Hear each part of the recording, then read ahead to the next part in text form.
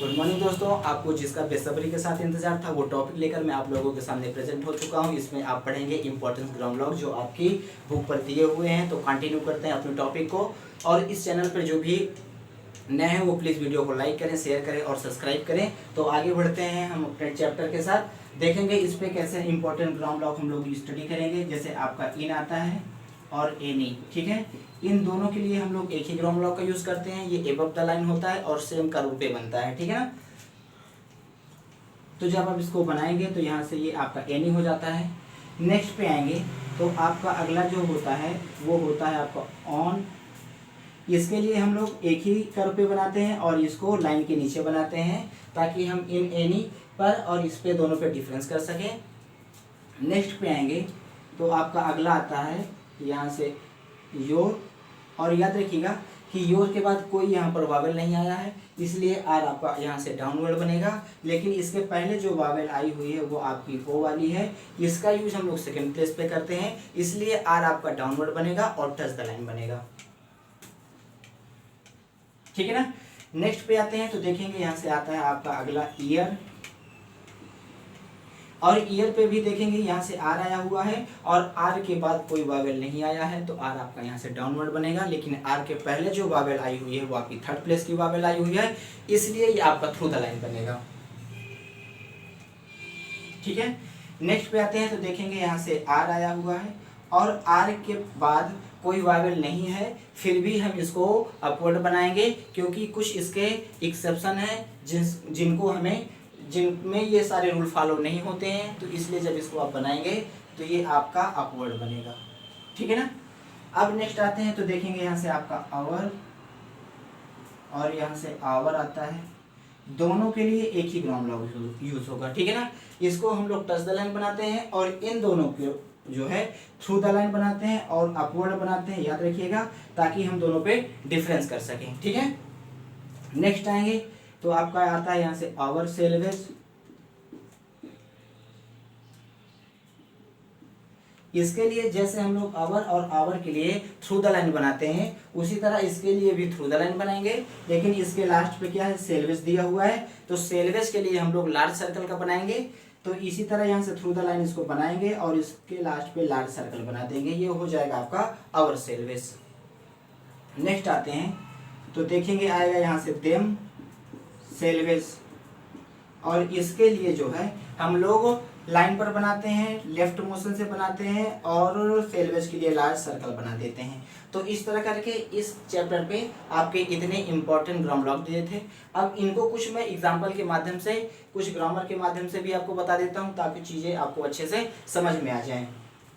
देखेंगे यहाँ से इन क्या होता है, ये आपका प्रीपोजिशन होता है और इसका कई जगह इसका यूज होते हैं। तो मैं कुछ इसके साइड पे आपको सारी चीज़ें बता देता हूँ कि कैसे करते हैं। इन जो होता है ये आपका प्रीपोजिशन होता है। ये महानगर जैसे है, कोई महानगर या आपका कोई गांव विलेज दिया हो, उस विलेज वाले वर्ड के पहले इनका यूज करते हैं। पोशाक के लिए हम लोग जो पहनते हैं उसके पहले करते हैं, याद रखिएगा। और जो व्यवसाय होता है हमारा, व्यवसाय को बताने के सेंस में भी हम लोग इनका यूज करते हैं।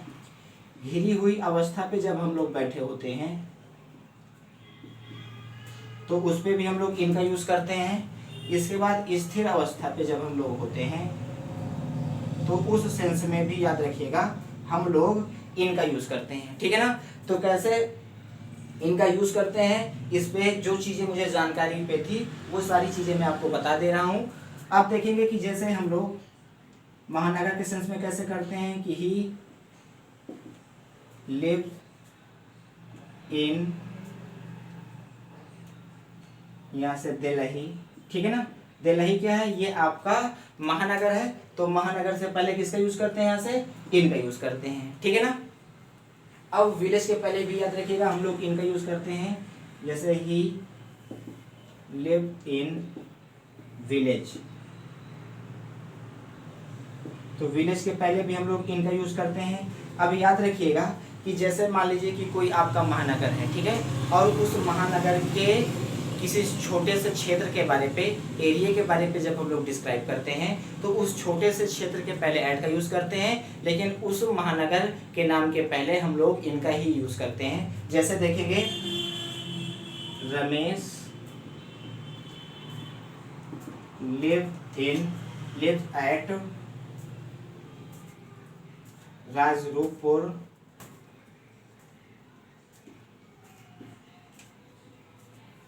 इन प्रयागराज। ठीक है ना। तो ये आपका एक बड़ा क्षेत्र है, एक टाउन हो गया या इसको सिटी मानिए, और इसके इस छोटे से क्षेत्र राजरूपपुर हो गया, तो इसके पहले हम लोग ऐट का यूज करेंगे, लेकिन इसके बिफोर जो है हम लोग इनका ही यूज करेंगे। तो चीजें ऐसे समझ में आ गई होंगी कि कैसे हम लोग इनका यूज करते हैं।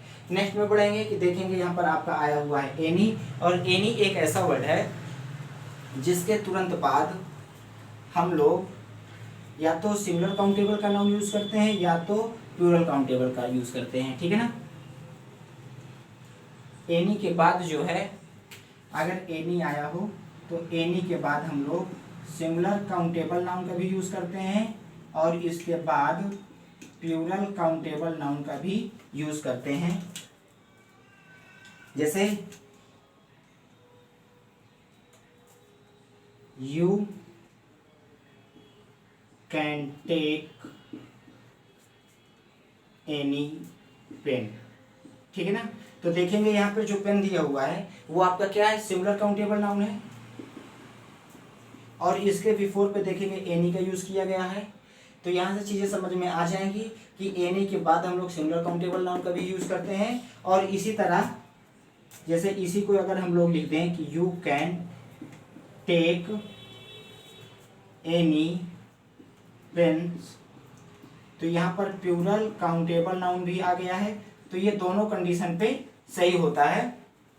तो चीज़ें ऐसे समझ में आ जाएंगी कि यहाँ पर प्लूरल काउंटेबल नाउन है और इसके पहले भी एनी का आपका यूज दिया गया है। तो एनी के बाद हम लोग याद रखिएगा कि सिंगुलर काउंटेबल नाउन का भी यूज करते हैं और प्लूरल काउंटेबल नाउन का भी यूज करते हैं। तो आगे नेक्स्ट में बढ़ते हैं। तो देखेंगे यहाँ से आया हुआ है क्या, आपका ऑन, और इसके लिए हम लोग कैसे यूज करते हैं, ये आपका एम्फसाइजिंग एडजेक्टिव होता है। ठीक है ना। और एम्फसाइजिंग एडजेक्टिव का मतलब होता है कि वो अपने नाउन पे अर्थात अपने सब्जेक्ट को जब जोर डालता है, उसको एम्फसाइज करता है, तो उसके लिए हम लोग जो है इसका यूज करते हैं। अब देखेंगे कि एक एग्जांपल के माध्यम से चीजें आपको समझ में आ जाएंगी। जैसे I saw him with my own eyes। ठीक है ना। अब यहाँ देखेंगे कि यहाँ पर ऑन आया हुआ है, ये क्या है, ये आपका एम्फसाइजिंग एडजेक्टिव है और ये अपनी खुद की आंखों से देखा है। आई साहिब, मैंने उसे देखा, विथ माई ऑन आइज, अपनी खुद की आंखों से। ठीक है ना। अपने आंखों से देखा कह रहा है, तो ये क्या है, इसके पहले जो यूज किया गया ये आपका पोसेसिव एडजेक्टिव है। और याद रखिएगा कि हमेशा एम्फेटिक प्रोनाउन के पहले जो है हम लोग पोसेसिव एडजेक्टिव का यूज करते हैं। सॉरी, एम्फसाइजिंग एडजेक्टिव के पहले हमेशा पोसेसिव एडजेक्टिव का यूज करते हैं। और ये पोसेसिव एडजेक्टिव पे जो यूज किया गया है तो ये खुद क्या है, इस सब्जेक्ट का ही भाग है। ठीक है ना। और यहाँ पर ये जो है एम्फसाइजिंग एडजेक्टिव सब्जेक्ट को क्वालिफाई कर रहा है, सब्जेक्ट पर जोर डाल रहा है। तो इस सेंस पे याद रखिएगा कि हम लोग जो है ऑन का यूज करते हैं। ठीक है ना। अब यहाँ से नेक्स्ट पे बढ़ेंगे तो आपका अगला वर्ड आ जाता है योर।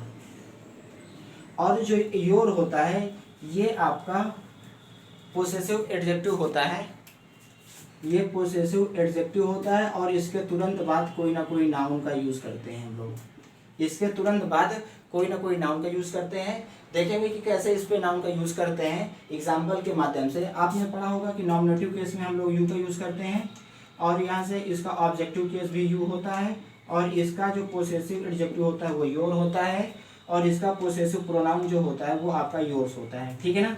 अब यहाँ से देखेंगे कि जो पोसेसिव एडजेक्टिव जितने भी आपके प्रोनाउन होते हैं, ठीक है, जितने भी आपके प्रोनाउन होते हैं, 7 प्रोनाउन आपकी होती हैं, तो उनका जो भी पोसेसिव एडजेक्टिव होता है उनके तुरंत बाद याद रखिएगा कि हम लोग नाउन का यूज़ करते हैं, ठीक है ना। और इसका मतलब क्या होता है, अधिकार बताना, और ये क्या करता है, नाउन पे अधिकार बताने का काम करता है, इसलिए हम इसको यूज़ करते हैं। एग्जाम्पल देख लीजिए ताकि चीज़ें आपको क्लियर हो जाएं।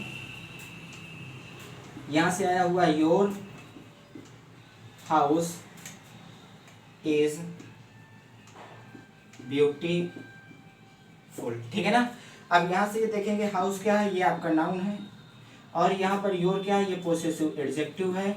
अब पोसेसिव एडजेक्टिव हमेशा क्या करता है, नाउन को क्वालिफाई करता है, इसलिए याद रखिएगा ये हमेशा नाउन के पहले आता है, और ये अपना नाउन पर क्या करता है, अधिकार बताता है।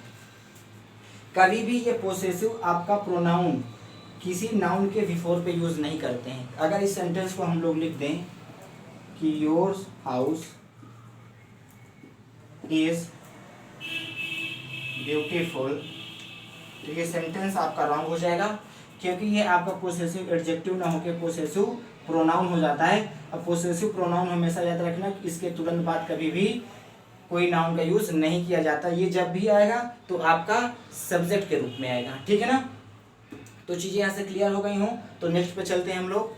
ईयर क्या होता है, ये आपका नाउन होता है, इसको नाउन के सेंस पे यूज करेंगे, ठीक है। अब यहाँ से आता है आपका आर, ये आपकी हेल्पिंग वर्ब होती है, और इसको हम लोग हेल्पिंग वर्ब की तरह यूज करते हैं। नेक्स्ट पे आते हैं, तो यहाँ से आता है आपका आवर, यहाँ से चीजें समझने का है। अब देखेंगे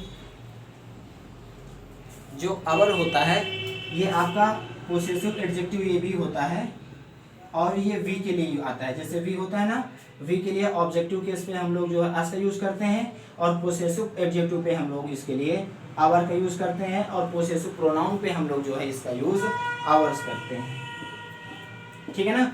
तो इसके तुरंत बाद याद रखिएगा कि हम लोग नाउन का यूज करते हैं। किसका यूज करते हैं, नाउन का यूज करते हैं। याद रखिएगा जिस तरह योर का यूज करते हैं सेम उसी तरह हम लोग जो है आवर का यूज भी करते हैं, क्योंकि ये दोनों जो होती हैं आपकी पोसेसिव एडजेक्टिव होती हैं, और इनके तुरंत बाद जो है कोई ना कोई नाउन आता है, क्योंकि ये नाउन पर अपना अधिकार बताती हैं, इसलिए हम लोग जो है इनका पोसेसिव एडजेक्टिव के रूप में करते हैं, और कभी भी इनका पोसेसिव प्रोनाउन के रूप में यूज नहीं करते हैं, क्योंकि पोसेसिव प्रोनाउन के बाद तुरंत वर्ब का यूज होता है, नाउन का यूज नहीं होता है। तो याद रखिएगा कि इनको दोनों को हम लोग, क्योंकि ये दोनों पोसेसिव एडजेक्टिव हैं, इसलिए इनके तुरंत बाद आपका कोई ना कोई नाउन जरूर आएगा, ठीक है ना।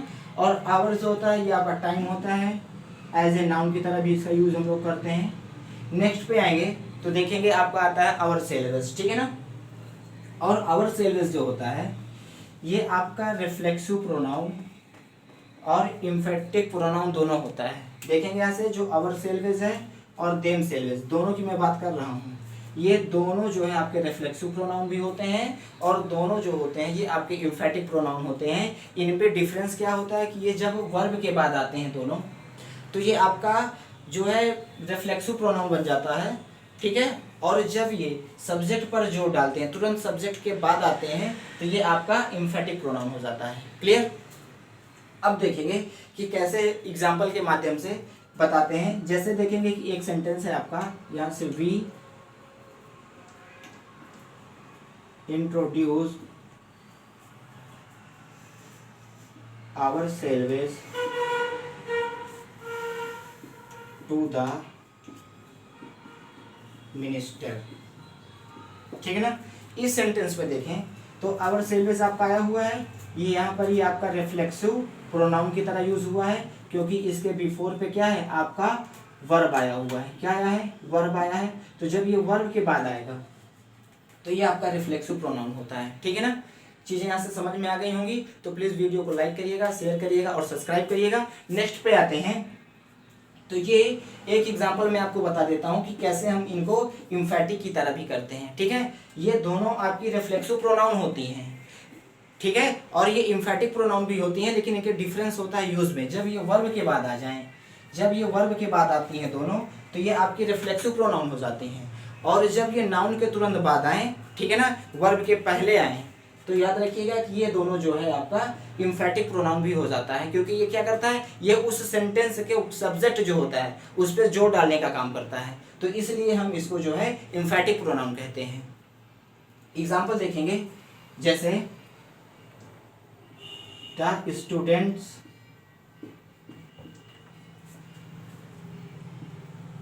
themselves are late. अगर यहाँ आप देखें तो themselves क्या है, ये आपका यहाँ से इम्फेटिक प्रोनाउन है, और ये क्या है आपका, या इस सेंटेंस का सब्जेक्ट है। और यहां से देखेंगे इस सेंटेंस के सेंस से कि ये वाला वर्ड जो है सब्जेक्ट को क्या को इम्फेसाइज कर रहा है, इम्फेसाइज कर रहा है, इस पर जोर डाल रहा है, ठीक है ना। तो जब ये याद रखिएगा कि ये वर्ड किसी सब्जेक्ट को क्वालिफाई करे, उस पर जोर डाले, उसको इम्फेसाइज करे, तो उस सेंस पे याद रखिएगा कि ये आपका इम्फेटिक प्रोनाउन हो जाता है, ठीक है ना। तो दोनों के यूज पे मैंने आपको अंतर बता दिया है कि कैसे इन दोनों का यूज करते हैं, और ये बहुत ही ज़्यादा आपके लिए इम्पोर्टेंट है कि हम आपको याद रखें कि ये कैसे हम लोग इसको रिफ्लेक्सिव प्रोनाउन पे और कैसे जो है हम इसको इम्फेटिक प्रोनाउन पे यूज करते हैं। और ये बहुत ही ज़्यादा इंपॉर्टेंट है कि कैसे हम इसका यूज करते हैं, क्योंकि यूज करना, वर्डों का आना हमारे लिए बहुत ही ज़्यादा इंपॉर्टेंट होता है, ठीक है ना। तो चीज़ें यहाँ से क्लियर हो गई होंगी कि कैसे हम इन दोनों को यूज़ करते हैं। तो अगर वीडियो आपको समझ में आती है, पसंद आती है, तो प्लीज़ वीडियो को लाइक करिए, शेयर करिए और सब्सक्राइब करिएगा। तो यहाँ और नेक्स्ट पे हम अगली वीडियो के साथ फिर से मिलते हैं दोस्तों। नमस्कार।